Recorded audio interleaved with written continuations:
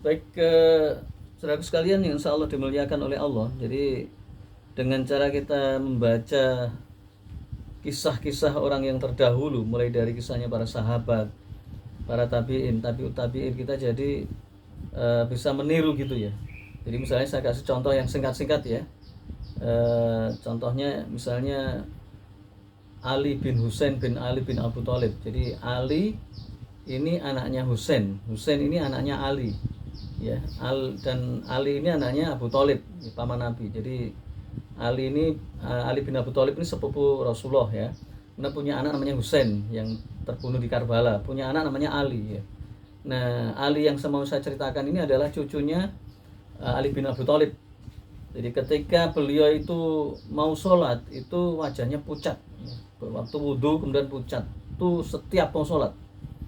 Kemudian ditanya, wahai ya cucu Rasulullah, ya, kenapa engkau pucat sekali ya? Ya, mau sholat. Kemudian beliau mengatakan, tidakkah engkau tahu ya kepada siapa aku menghadap? Ya, maksudnya mau sholat. Jadi beliau itu kalau sholat itu khusyuknya luar biasa. Sampai pernah dikatakan beliau itu sholat 1000 rakaat. Itu mungkin maksudnya saking lamanya kali ya. Itu bahasa bisa diartikan bahasa majas, bisa diartikan bahasa hakikat atau maksusat. Jadi maksusat itu apa adanya. Mungkin kalau 1000 rakaat ya mungkin sulit ya, tapi mungkin maksudnya lama banget, sangat hebat banget gitu.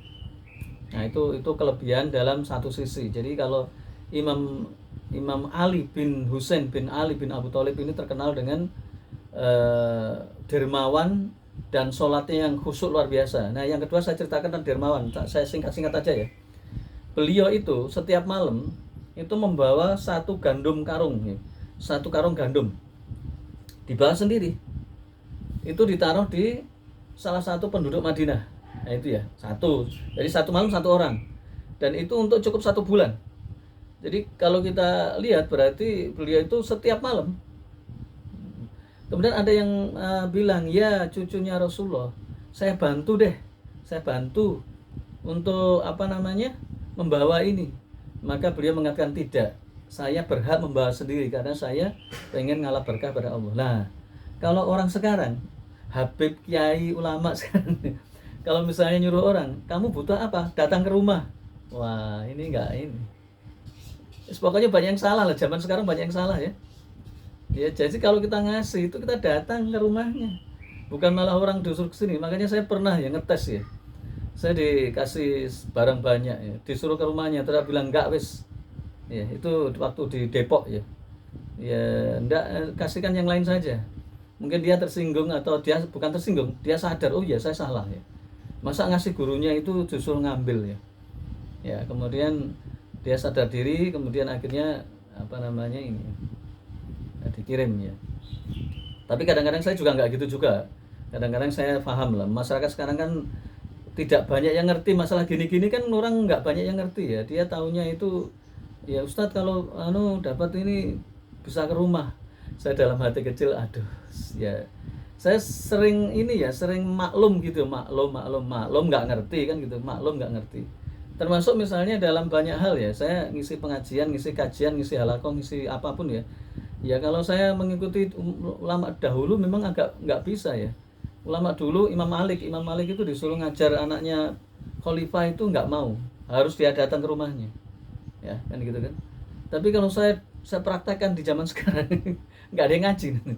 Saya harus datang.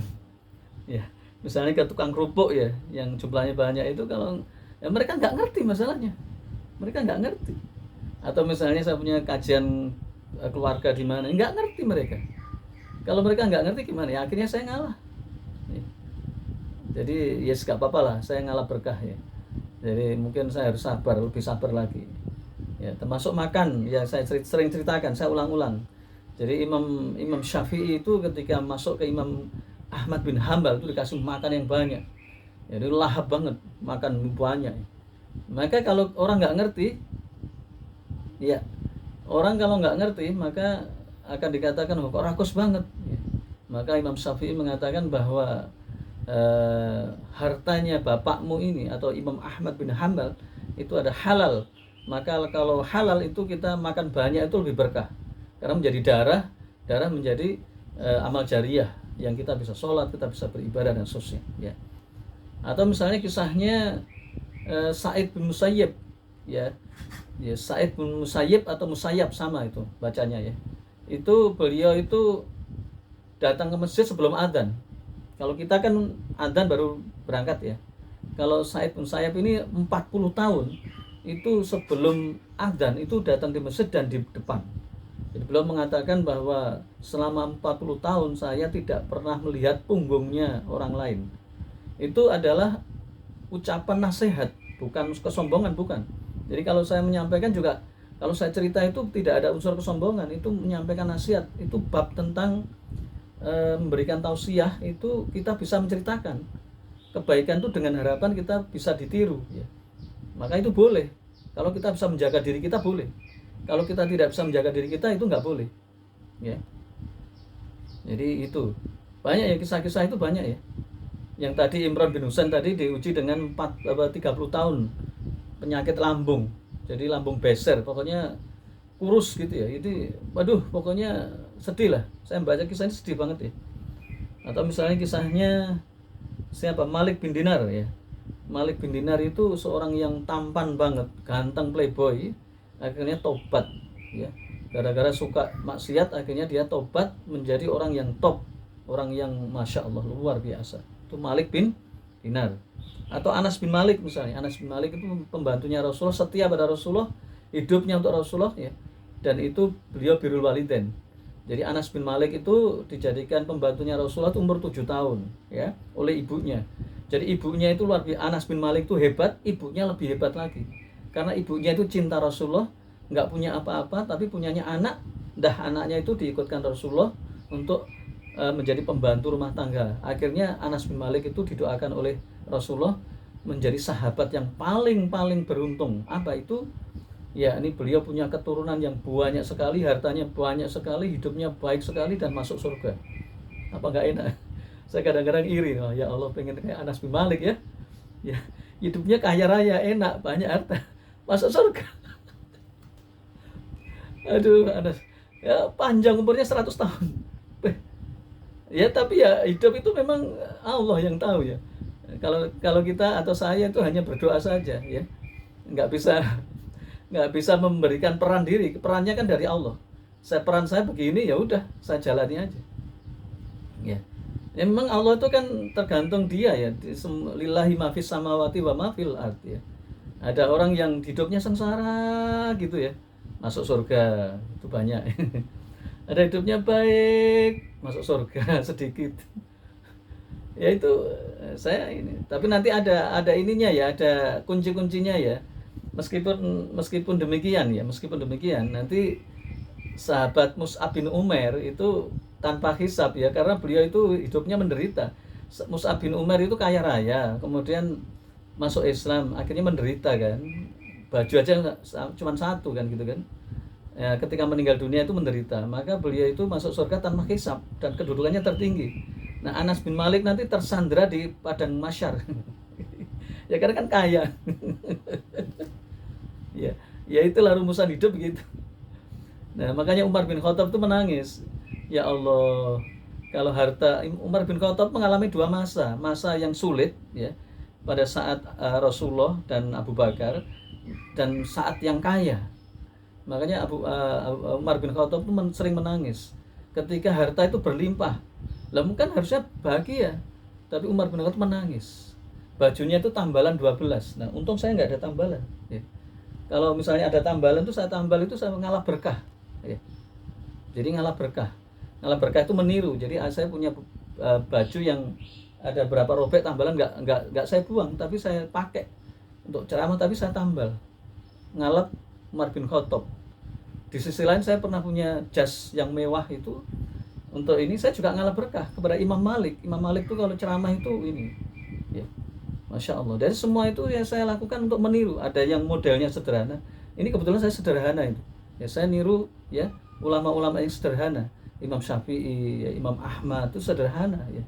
Dari Umar bin Khattab itu sederhana. Mungkin ini lebih baik dari Umar bin Khattab ini. Ya. Tapi saya ngalah berkah, tetap ngalah berkah, saya niatkan ya. Ya, kadang-kadang pakai baju sederhana itu juga ngalah berkah, pakai baju bagus banget itu juga ngalah berkah. Jadi bagi saya itu yang penting ilmunya. Saya pernah diprotes ketika ngisi pengajian di video gitu di YouTube, nggak pakai kopiah, jadi kayak pokoknya nggak berwibawa lah. Saya tertawa aja. Saya itu nggak perlu manusia, nggak perlu mutajamil lah, nggak perlu pura-pura, saya apa adanya. Yang butuh itu mereka butuh saya ya, bukan saya butuh mereka, saya nggak butuh mereka. Orang nggak mau nonton juga nggak masalah ya, yang nonton 2-3 juga nggak masalah, karena itu saya buat untuk amal jariah ya. Saya tidak butuh mereka, tapi mereka butuh saya. Artinya apa? Artinya saya melakukan ini, saya ada niat dan ada tahu hukum-hukumnya ya. Jadi pernah saya nggak pakai, pokoknya kayak orang umum itu kan nggak berwibawa sama sekali kan, bajunya juga jelek misalnya, loh saya nggak masalah. Yang penting itu kata-kata saya, nasihat saya, bukan baju. Kalau orang ninggal baju itu namanya casing ya. Bagi orang yang ngerti maka akan mencari tahu itu, bagi orang yang tidak ngerti ya tidak akan ya.